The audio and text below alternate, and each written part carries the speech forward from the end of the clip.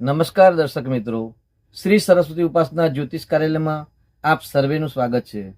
આજે આપણે એક નાના પ્રયોગ વિશે જાણીશું કે જે પ્રયોગ કરવાથી ઘરની અંદર ગૃહ ક્લેશ કંકાસ શાંત થાય છે, પતિ પત્નીના અણબનાવ શાંત થાય છે, બાળકોની અંદર જે ગુસ્સો હોય છે, જિદ્દીપણું હોય છે તે પણ દૂર થતું હોય છે। એટલે કે ઘરની અંદર જે પણ મલિનતા છે, નેગેટિવ ઉર્જા છે તે દૂર કરવાનો એક સરળ ઉપાય છે।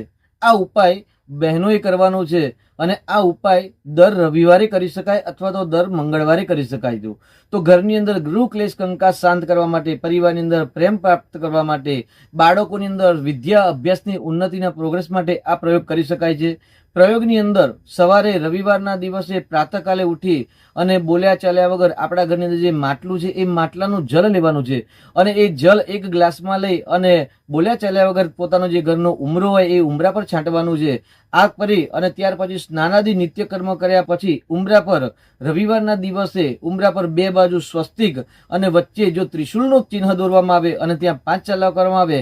આવા 5 રવિવાર અથવા તો 11 રવિવાર કરશો તો આ પ્રયોગ કરવાથી ઘરની અંદર ગૃહ ક્લેશ કંકાસ શાંત થાય છે, પતિ પત્ની અંદર પ્રેમની વૃદ્ધિ થાય છે, ઘરની અંદર જો કોઈ સામાન્ય વાસ્તુ દોષ હોય તો વાસ્તુ દોષમાંથી મુક્તિ મળે છે અને શીઘ્ર ધન આગમન શાંતિની પ્રાપ્તિ થતી હોય છે। હર હર મહાદેવ।